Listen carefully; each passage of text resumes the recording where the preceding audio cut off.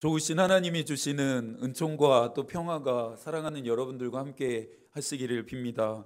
오늘은 성령 강림 후 마지막 주일입니다. 오순절 약속하신 성령이 우리를 찾아옵니다. 성령의 능력은 강력했습니다. 예루살렘에만 멈추어 있던 복음이 이방인들과 세상을 향해 끝없이 전진하게 했습니다. 그리스도의 몸인 교회를 태동시켰고, 교회와 그리스도인들이 복음을 위해 고난과 핍박과 순교까지 감내하게 했습니다. 세상과 마귀는 골고다 언덕 한가운데 세워진 십자가에 그리스도를 매달아 죽게 함으로써 자신들이 승리했다 경축했습니다. 기쁨에 취한 그들은 하늘의 반격이 시작되고 있음을 알 리가 없었습니다. 그리스도의 부활과 성령의 오심으로 말미암아 일어나는 일들을 세상과 마귀는 지켜보면서 진짜 패배자는 자신들이었음을 깨닫습니다. 그리스도의 승리와 영광을 누리는 절기가 성령 강림절기입니다. 약 6개월 동안 지속된 성령 강림 절기를 통해서 그리스도인들은 그리스도의 승리와 영광을 내 것으로, 자신의 것으로 누리게 됩니다. 그러면서 성령 강림 절기는 그리스도인들의 가슴 속에 하늘의 사명을 단단히 새겨 놓습니다. 이제 다음 주부터 성탄 전까지 아기 예수 탄생, 오시는 주님을 기다리는 대림절이 시작됩니다. 대림절은 오다라고 하는 뜻의 라틴어인 어드벤투스에서 유래되어진 단어인데요. 그동안에 이제 걸려 있었던 강단의 녹색의 스톨도 이제 흰색으로 바뀌고 다음 주부터는 보라색 스톨이 걸리게 됩니다. 세상은 연말이라 분주하고 소란할 테지만 오시는 주님을 기다리는 그리스도인들의 마음은 차분하고 고요해야 합니다. 그래야만 우리에게 다가오시는 그분의 발소리를 들을 수 있기 때문입니다. 언제 올지 모르는 신랑을 기다리기 위해 슬기로운 다섯 처녀는 등불과 충분한 기름을 준비했습니다. 그러나 미련한 다섯 처녀는 등만 준비하고 여분의 기름을 준비해 두질 않았습니다. 이들의 운명은 신랑이 옴으로 말미암아 갈리어졌습니다.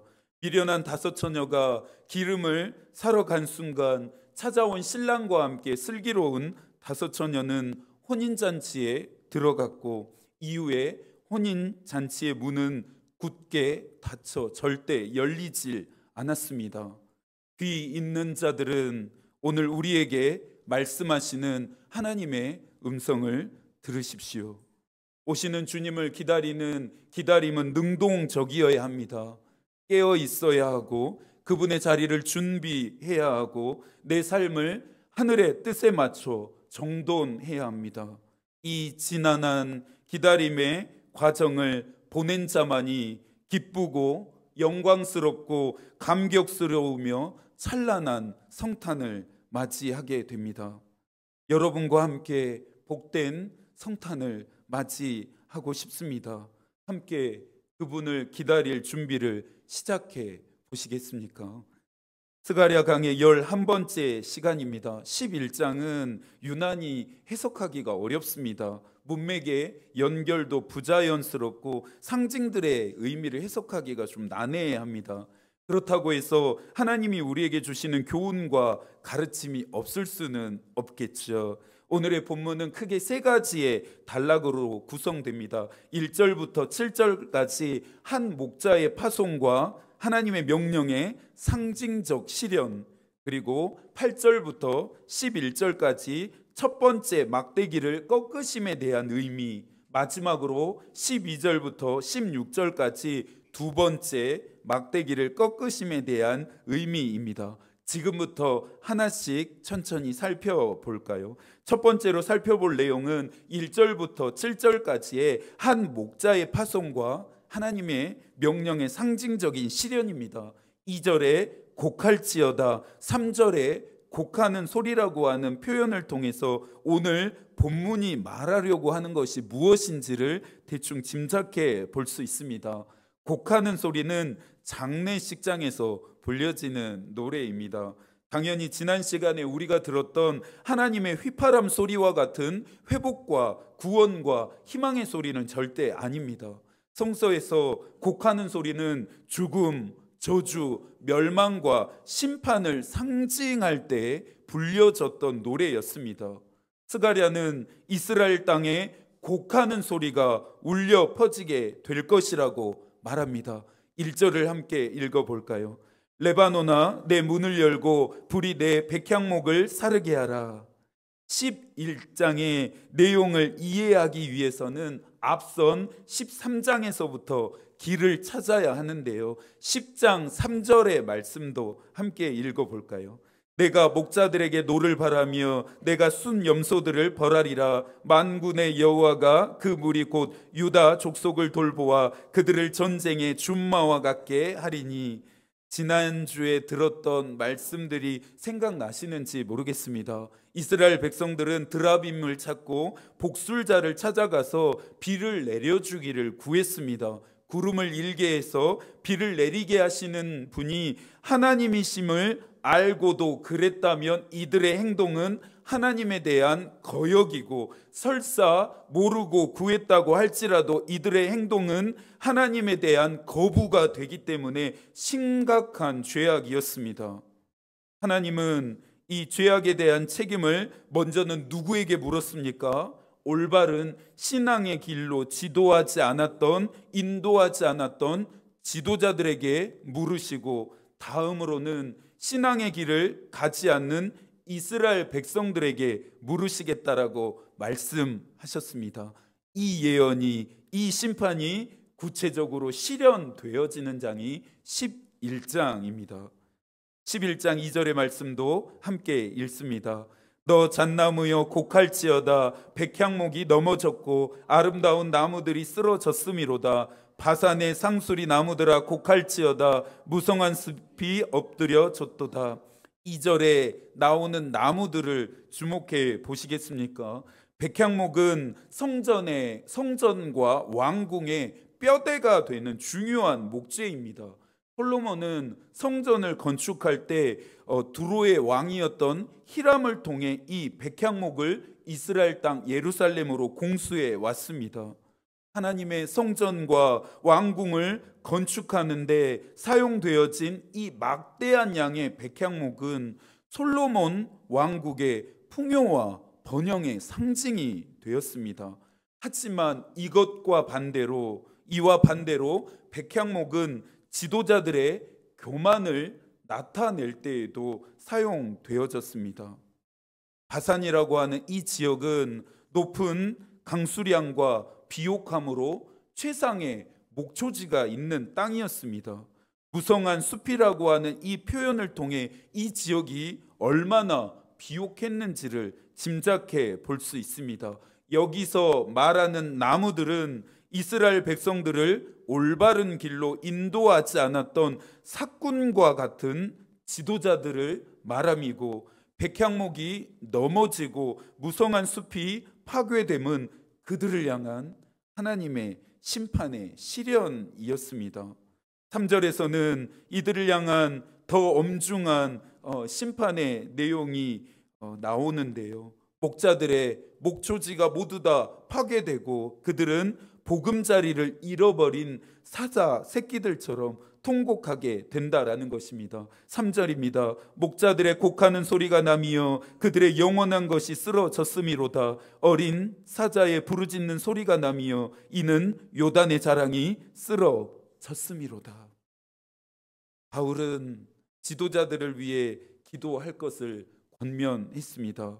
디모데전서 2장 1절과 2절의 말씀인데요, 새 번역으로 읽어드리겠습니다. 한번 들어보실래요? 그러므로 나는 무엇보다 먼저 모든 사람을 위해서 하나님께 간구와 기도와 중보 기도와 감사 기도를 드리라고 그대에게 권합니다. 왕들과 높은 지위에 있는 모든 사람들을 위해서도 기도하십시오. 그것은 우리가 경건하고 품위 있게 조용하고 평화로운 생활을 하기 위함입니다. 지도자들에게는 권위가 주어진 만큼 책임도 뒤따릅니다. 직분을 구하고 신령한 은사와 능력과 지위를 사모한다면 이것을 통해 주시는 책임의 무게도 함께 짊어져야 합니다.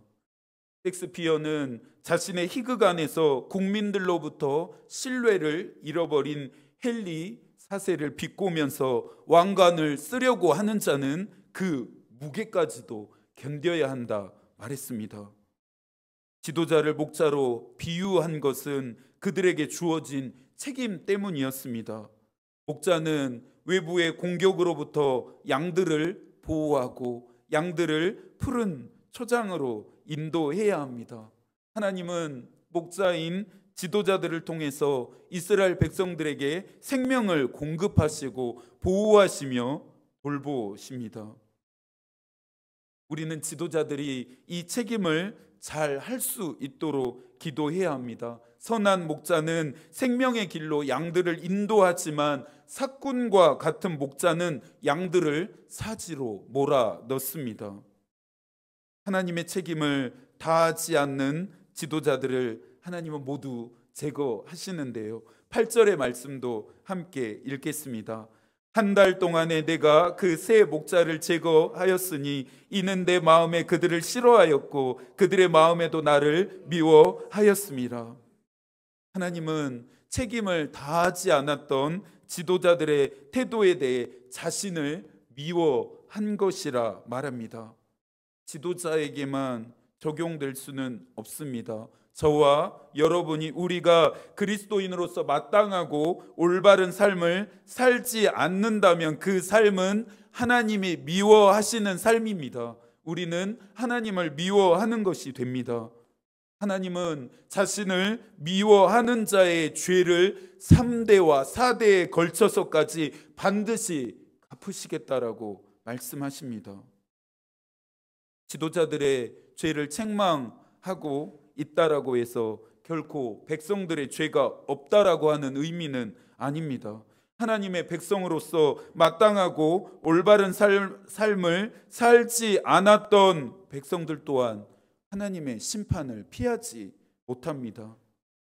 두 번째로 살펴볼 내용은 첫 번째 막대기를 꺾으심에 대한 의미입니다. 10절도 함께 읽습니다. 이에 은총이라는 막대기를 취하여 꺾었으니 이는 모든 백성들과 세운 언약을 폐하려 하였습니다. 은총의 막대기를 꺾으셨음은 하나님의 언약이 폐하여졌음입니다. 막대기는 목자가 양들을 지키고 인도하기 위해서 반드시 필요한 도구입니다. 이 막대기가 하나님의 손에 들려진다면 어떻게 될까요? 하나님이 친히 우리의 목자가 되셔서 그들의 백성들에게 생명을 공급하고 보호하시며 돌보십니다. 그런데 이 은총이라고 하는 막대기가 꺾어졌으니 하나님으로부터 주어지는 은총들이 상실되어지고 하나님이 주시는 이 은총들이 상실되었으니 이것이 곧 재앙이고 심판입니다.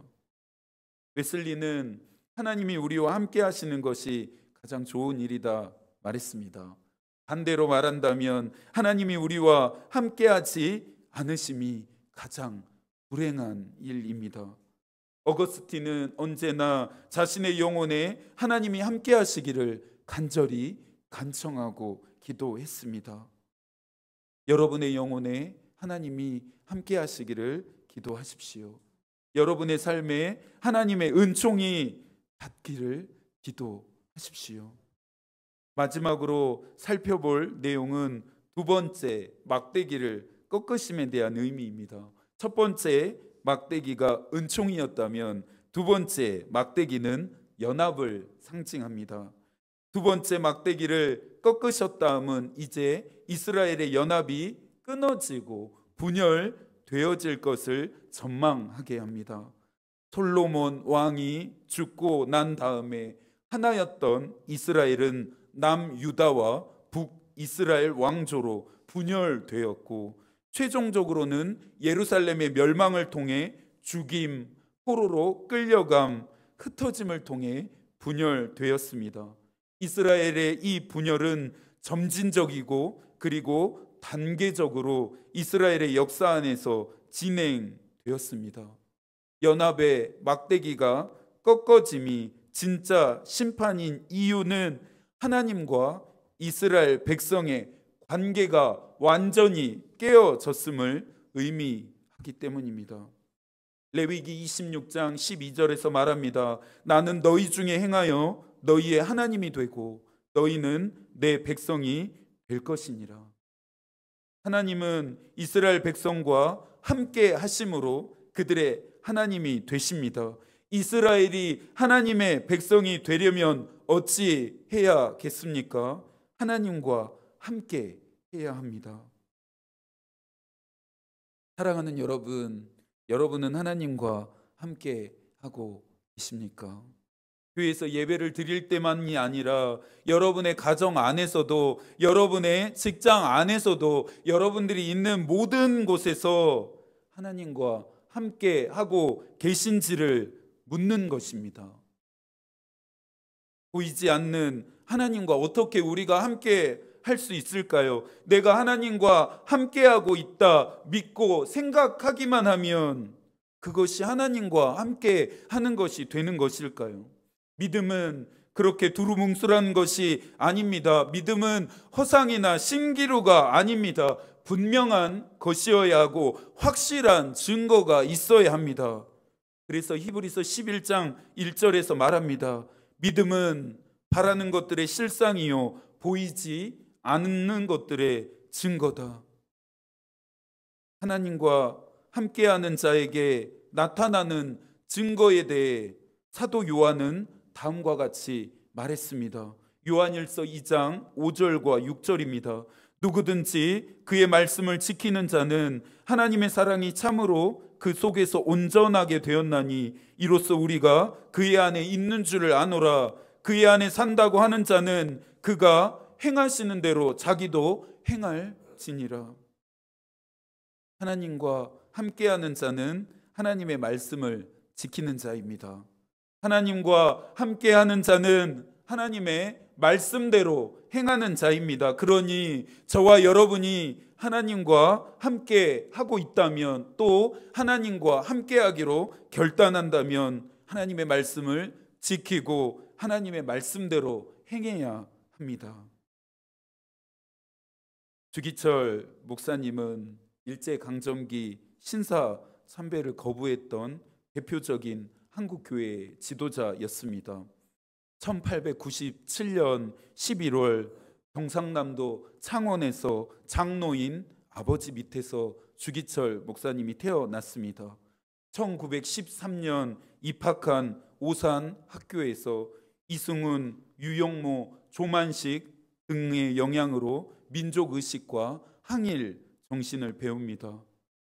오산학교를 졸업하고 연희 전문학교에 진학했으나 건강상의 이유로 학업을 진행할 수 없어서 중퇴하고 고향으로 돌아와 집사가 되어서 교회를 섬겼습니다.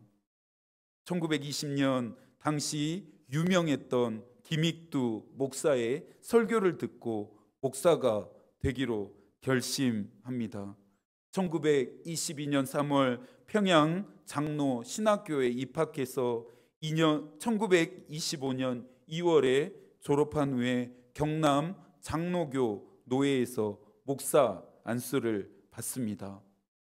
1936년 7월 스승이었던 조만식의 초빙으로 그 유명한 평양 산정연 교회에 부임하는데 이때가 일제의 신사 참배 강요가 최고조였을 때였습니다. 신사 참배에 대한 압박과 또 거부 시에 당할 핍박으로 인해 1938년 2월 장로교 평북노회는 신사 참배는 기독교 교리를 위반해 우상 숭배를 하는 것이 아니라 애국적 국가의식에 지나지 않는다면서 신사 참배를 하기로 결정했습니다. 이에 반해 주기철 목사님은 신사참배를 끝까지 거부했고 지속적으로 신사참배에 대한 거부 운동을 펼쳤습니다.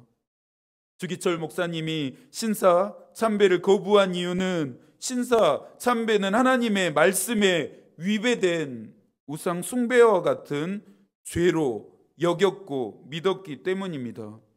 주기철 목사님은 하나님의 말씀을 지키고 하나님의 말씀을 따라 행동했습니다. 산정형 교회 부임 후에 주기철 목사님은 신사참배는 배도 행위이기 때문에 절대로 신사참배를 해서는 안 될 것을 교인들에게 강력하게 촉구했습니다. 만약 신사참배를 하는 교인은 교회에서 쫓아낼 것이고, 신사참배를 안 해서 발생하는 모든 문제는 목사인 자신이 책임지겠다라고 했습니다. 일제의 핍박에도 뜻을 굽히지 않았던 주기철 목사님은 황실 불경죄, 치안 유지법 위반 등의 죄목으로 10년의 징역형을 선고받고 평양 형무소에서 옥고를 치르다가 광복을 한 해 앞둔 1914년 4월에 순교했습니다. 한국교회가 무엇을 회복해야 하는지, 그리스도인들의 믿음은 어때야 하는지 분명해지고 있으십니까? 하나님이 원하시는 지도자는 말씀을 삶으로 살아내는 자입니다. 하나님이 찾으시는 사람은 믿음이 곧 삶이 되는 사람입니다. 사랑하는 여러분, 저는 목사로서의 저의 일을 할 테니 여러분은 교인으로서, 성도로서 여러분이 해야 할 일을 하십시오. 여러분이 열심히 신앙생활을 하다가 발생하는 모든 문제는 제가 책임지겠습니다. 저도 사꾼이 아닌 선한 목자가 되기 위해 다윗처럼 노력하겠습니다. 사무엘상 17장 34절과 35절입니다. 다윗이 사울에게 말하되 주의 종이 아버지의 양을 지킬 때에 사자나 곰이 와서 양떼에서 새끼를 물어가면 내가 따라가서 그것을 치고 그 입에서 새끼를 건져내었고, 그것이 일어나 나를 해하고자 하면 내가 그 수염을 잡고 그것을 쳐 죽였나이다. 이것이 제가 해야 할 일이라고 한다면 여러분은 어찌 해야 하겠습니까? 데살로니가전서 3장 13절입니다. 너희 마음을 굳건하게 하시고 우리 주 예수께서 그의 모든 성도와 함께 강림하실 때 하나님 우리 아버지 앞에서 거룩함에 흠이 없게 하시기를 원하노라. 여러분은 여러분의 마음과 믿음을 굳건하게 하시고 그리스도께서 오실 때까지 흠없는 삶을 살아가십시오. 마지막으로 교회와 그리스도인들에게 전하는 대천덕 신부님의 권면을 나누면서 오늘의 말씀을 가름해야겠습니다. 대천덕 신부님은 교회와 그리스도인 하나님을 만나기 위해서는 하나님을 애써 찾아야 하며 그분의 뜻을 기꺼이 실행해야 함을 말씀하셨습니다. 정의는 반드시 성취되고야 말 것이라면서도 정의를 초월하는 사랑을 강조했고, 하나님의 나라는 하나님을 사랑하며 그분의 사랑에 의해 다스림 받기를 원하는 왕국이라고 했습니다. 그러면서 그리스도인은 하나님의 나라를 이루기 위해 싸우는 군병이고, 교회는 하나님의 나라를 세우기 위한 교두보가 되어야 한다 말씀하셨습니다. 교회의 교회됨과 그리스도인의 그리스도인됨을 잘 정의해 주는 말이라 여겨집니다. 이 한 주도 하나님이 여러분과 함께 하시기를 기도하겠습니다. 주신 말씀과 약속을 붙들고 마땅하고 또 올바른 삶을 살아가실 수 있기를 소망합니다. 하나님의 마음이 우리의 기도가 되고 하나님의 뜻이 우리의 길이 되기를 빕니다. 아멘.